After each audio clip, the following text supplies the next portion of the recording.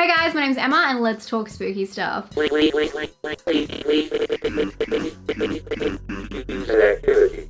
I thought I'd do something a little bit controversial just because that's my jam lately. I'm going to talk about my unpopular horror opinions. I'm expecting everyone to disagree with me, but that's the whole point of it. If I just put like random rants that I think you guys would agree with, I could have done that, but I'm going against the grain. Nightmare Maven actually introduced this idea to me. She did a video back in January where she talked about her unpopular horror opinions, and then she did one a little bit later where she took her subscribers' comments and turned it into another video, which I really loved. And also Gabby just did one which was pretty controversial. I have to say, she went all out. Make sure you check out both of their channels. I'll link them down below. I'm a huge fan of both of them. Please go and support them because they're the best, and let them know that I sent you. Okay, I don't want to do a disclaimer, but just remember these are unpopular opinions, so I know I'm wrong. So I'd rather, instead of you guys telling me why you disagree, because I know why people disagree, how about you let me know, be brave, and let me know your unpopular horror opinion down below in the comments. I'd love to read them. You guys know I read all my comments, so I'd love to read them and reply. And then maybe you will be the one who's unpopular, not me.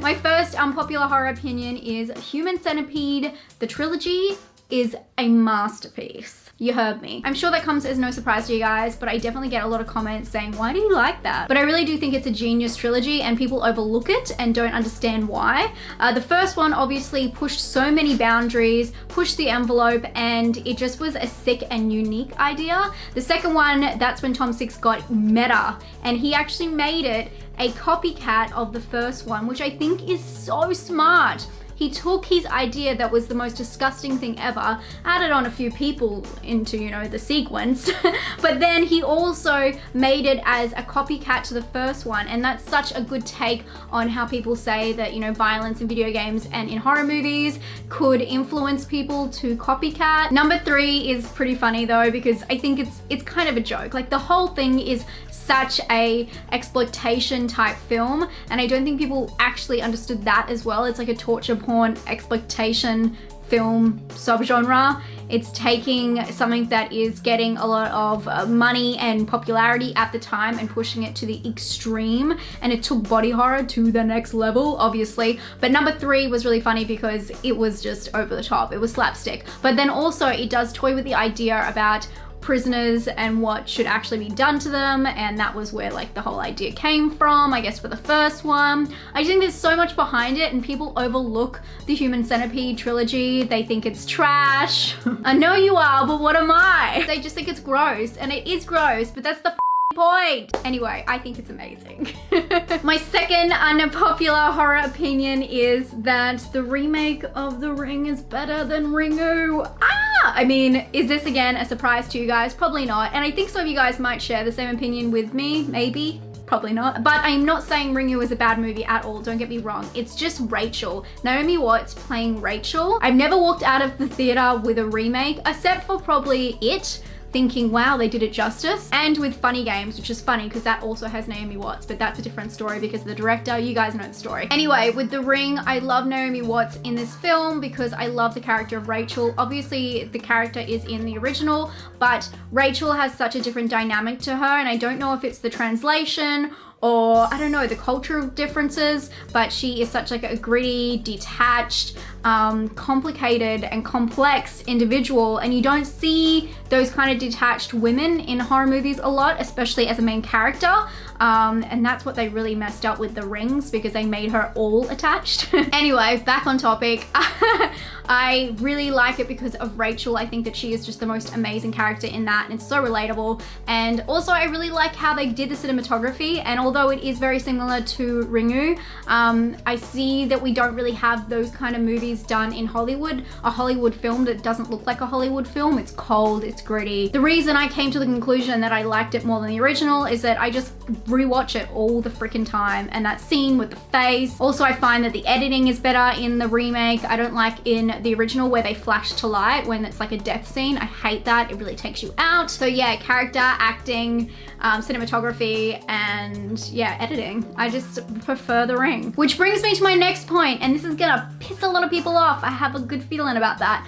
Remakes and reboots are actually a great thing. Okay, I'm not saying that all remakes are great or even good, but I'm saying that a lot of people get really angry when a film gets remade or rebooted or even turned into a TV series, but it's actually a great thing for horror and it keeps the industry booming. This is because classic or cult horror movies that have already been successful before have a greater chance of getting back off the ground a second time. They have a greater chance of being backed by a studio, by executives, you name it. People want to invest where they know money is. I know that people are probably mad because they feel like they just churn these out and Hollywood suits are just banking on a quick buck.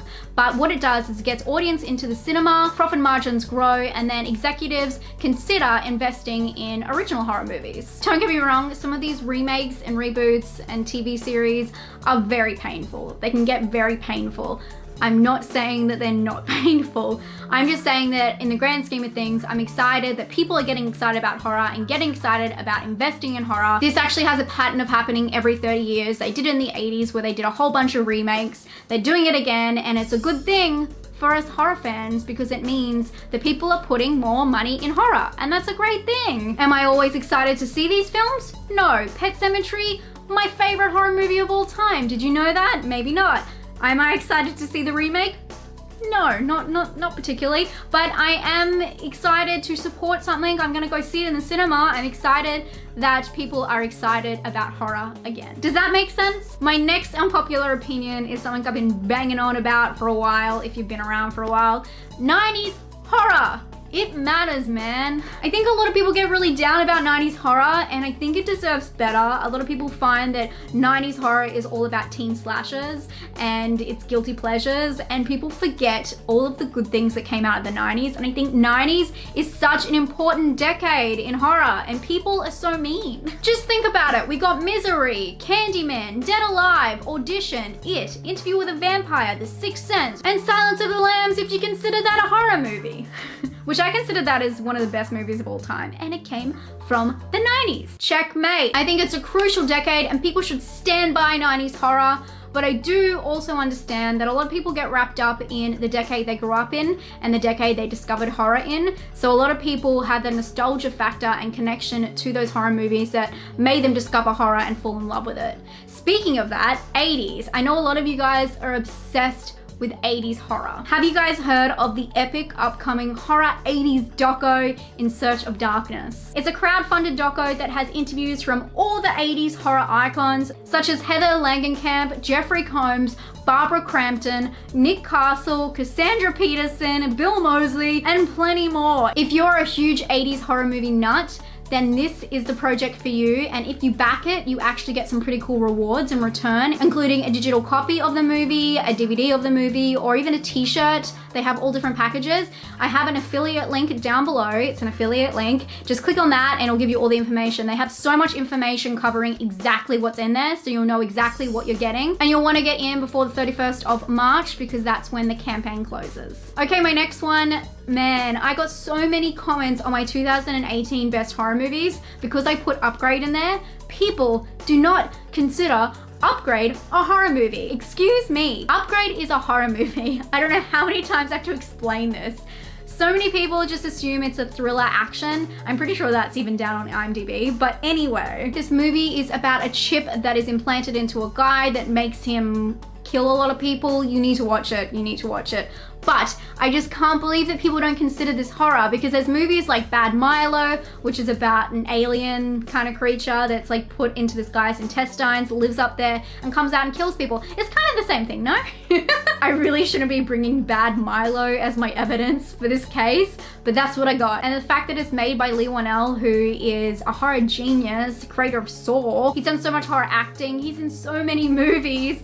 He's just a horror icon, guys, and this is a horror movie. I don't know, am I making any sense? It's a horror movie, watch it, and you tell me that's not just an action film. Man, it is horrific. Starting to think this whole thing is just me in denial about liking action films. We're so used to the media ragging on horror, saying, oh, this year wasn't a great year for horror, except for like all these box office gems. And then when a horror movie does do well in the box office, then it's not a horror movie. So, guys, we can't disown horror movies when we need them the most, and the good ones, they're ours. Let's take Upgrade back. It's a horror movie. I rest my case. That was the worst argument I've ever heard for anything, by the way.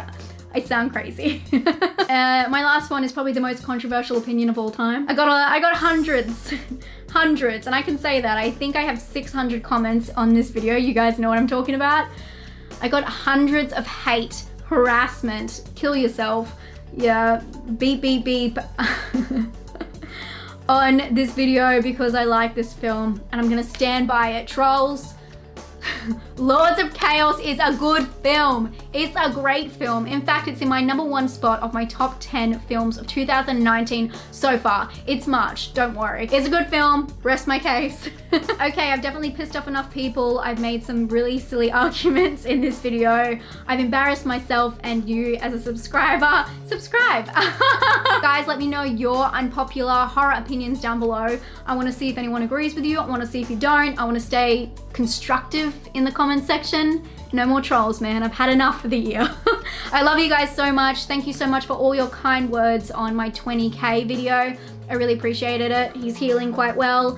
And I'll talk to you guys very soon. Stay spooky. Bye. I'll be back with a better video, a less controversial one. Maybe. Bye.